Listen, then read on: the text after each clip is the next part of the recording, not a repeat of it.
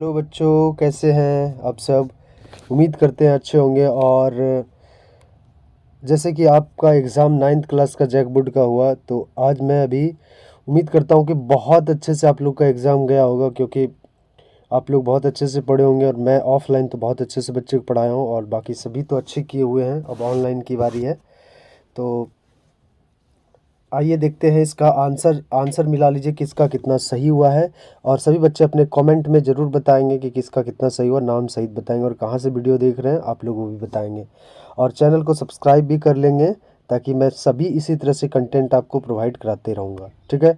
और आपको इस चैनल पे फ्री क्लास किया जाएगा 8 to 12th। तो आप लोग चैनल को सब्सक्राइब करें और ज़्यादा से ज़्यादा शेयर करें। तो सीधा हम क्वेश्चन पे आते हैं। क्वेश्चन नंबर 1 है सामाजिक विज्ञान का।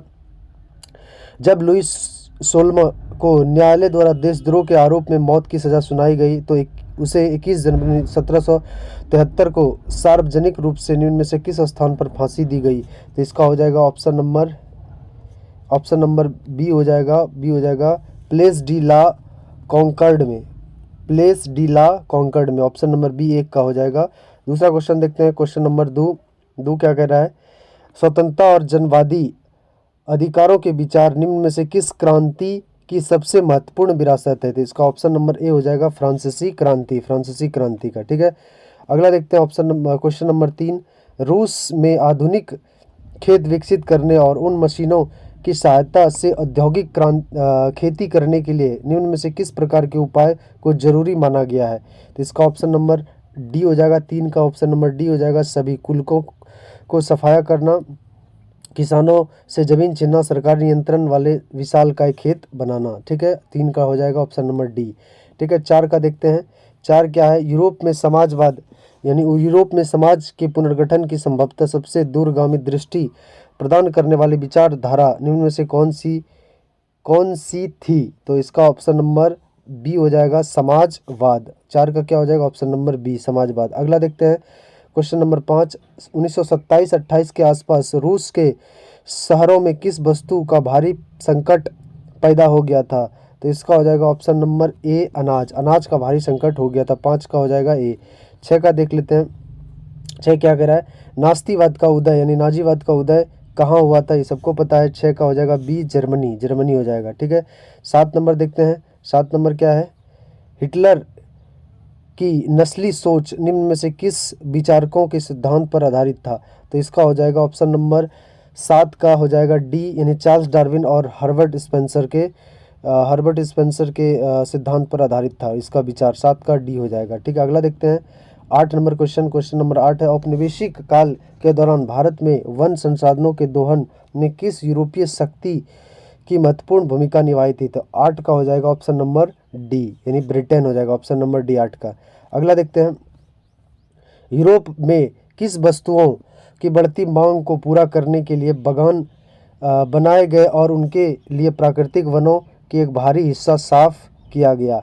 इसका हो जाएगा 9 का ए हो जाएगा चाय कॉफ़ी और रबड़, ठीक है। अगला देखते हैं। 9 हो गया। 10 का देखते हैं। इंडोनेशिया के जावा में निम्न में से किस समुदाय के लोग कुशल लकड़हारे और घुमंतू किसान के रूप में माने जाते हैं। तो इसका हो जाएगा 10 का ऑप्शन नंबर डी कलांग हो जाएगा, ठीक है। ऑप्शन नंबर सी हो जाएगा 10 का कलांग। आगे देखते हैं। 11 नंबर। 11 क्या है। गढ़वाल और कुमायूं के गुज्जर चरवाहे सदियों में भावर के सूखे जंगलों की तरफ और गर्मियों में बुग्याल के ऊपरी घास के मैदानों की तरफ चले जाते थे। गढ़वाल और कुमायूं भारत के किस राज्य में स्थित है, ये सबको पता है। 11 का क्या हो जाएगा ऑप्शन नंबर ए गढ़वाल और कुमायूं उत्तराखंड में स्थित है। उत्तरांचल भी सही है, उत्तराखंड भी उत्तराखंड ही होगा, ठीक है। 12 देख लेते हैं आप। भारतीय भूभाग एशियाई महाद्वीप का निम्न में से किसका विस्तार माना गया है। तो इसका हो जाएगा 12 का हो जाएगा ऑप्शन नंबर डी यानी दक्षिणी का विस्तार माना गया है, ठीक है। आगे देखते हैं। आगे क्वेश्चन नंबर 13 देखते हैं। क्वेश्चन नंबर 13 क्या है। पश्चिम में अरब सागर, दक्षिण में हिंद महासागर, तो पूरब में कौन सा महासागर भारत की सीमा को निर्धारित करता है। तो ये हो जाएगा 13 का ए बंगाल की खाड़ी। 13 का ए हो जाएगा बंगाल की खाड़ी, ठीक है। अगला देखते हैं। 14 नंबर क्वेश्चन। 14 क्या कर रहा है। निम्न में से भारत का कौन सा राज्य जो चीन के साथ अपनी सीमा साझा नहीं करता है। तो ये सबको पता है बिहार चीन के साथ सीमा साझा नहीं करता है, बाकी सिक्किम, हिमाचल प्रदेश और अरुणाचल प्रदेश करता है। ठीक है, 14 का हो जाएगा बी। 15 का देख लेते हैं, भारत का एकमात्र सक्रिय ज्वालामुखी अंडमान और निकोबार द्वीप समूह के रूप के किस द्वीप पर स्थित है? तो कौन सा किस द्वीप पर है? तो ये बैरन द्वीप है। Option number B is the right answer. 15 का बी हो जाएगा। ठीक है, 16 देखते हैं। 16 प्रायद्वीपीय पठार भारत का एक विशाल पठार है, इसकी विशेषता निम्न में से क्या है?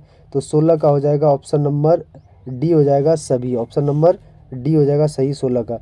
ठीक है, 17 का देखते हैं। हिमाद्री के दक्षिण में स्थित श्रृंखला जिसे निम्न हिमालय के नाम से जाना जाता है वो भारत के किन राज्यों में पाई जाती है? ये 17 का हो जाएगा बी असम और हिमाचल, असम और हिमाचल प्रदेश।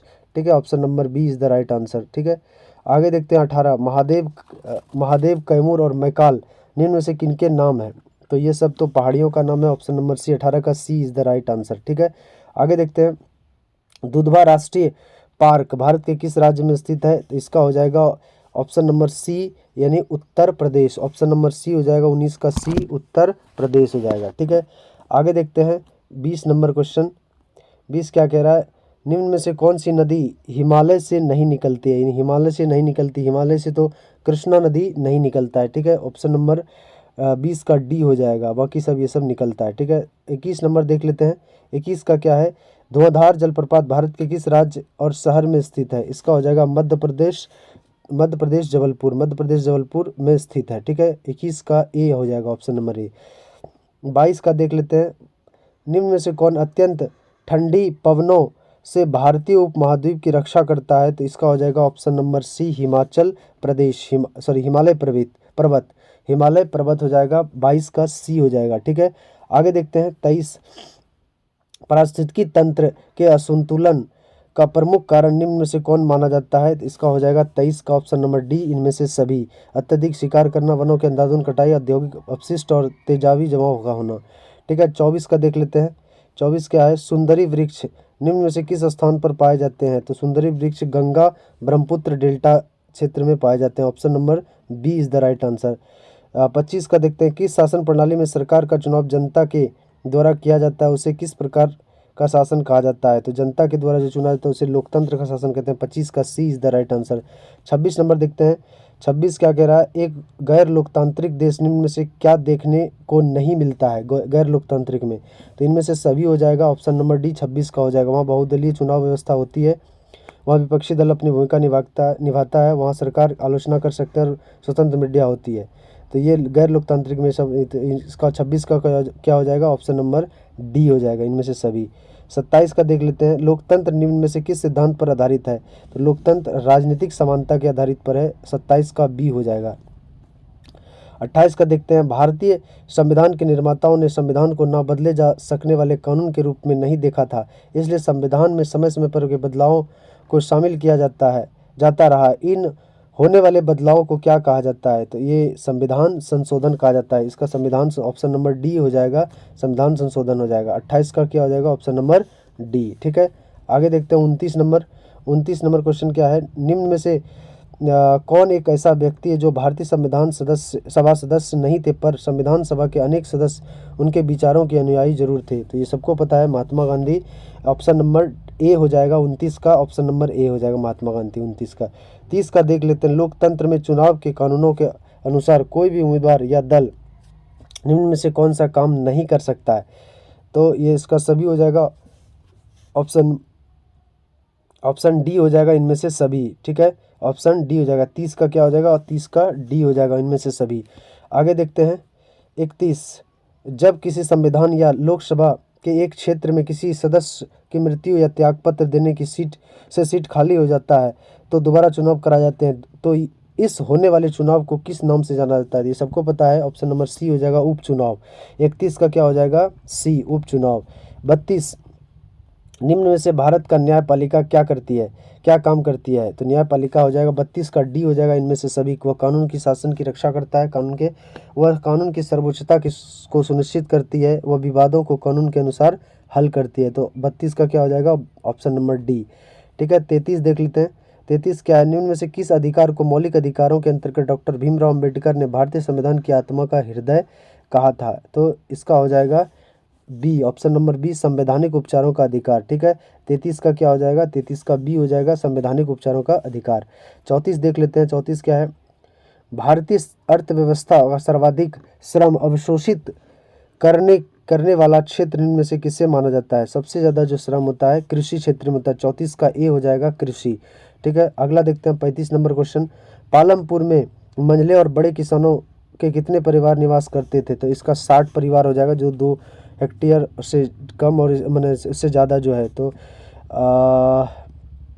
कितना हो जाएगा, 35 का 60 हो जाएगा, ऑप्शन नंबर ए हो जाएगा। ठीक है, ऑप्शन नंबर ए।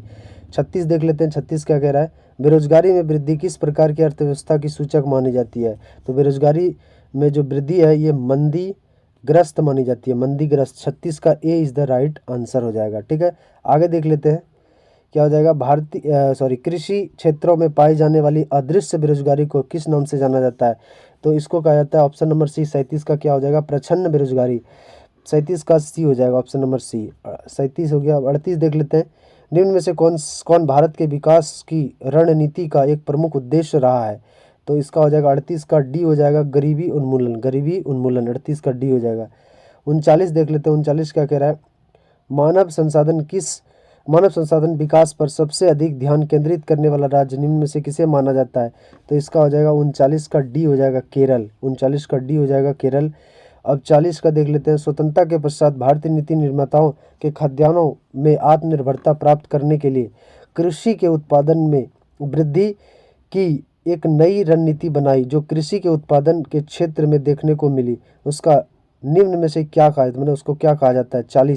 40 का हो जाएगा, ऑप्शन नंबर बी, हरित क्रांति हो जाएगा, हरित क्रांति। ठीक है, तो प्यारे बच्चों, अगर ये सेशन अच्छा लगा हो और सभी अपना अपना स्कोर बताएं कि आपका कितना सही हुआ है, और इसी तरह से सपोर्ट करें ताकि मैं आपको फ्री कंटेंट सभी को प्रोवाइड करूं और बेहतर से बेहतर रिजल्ट।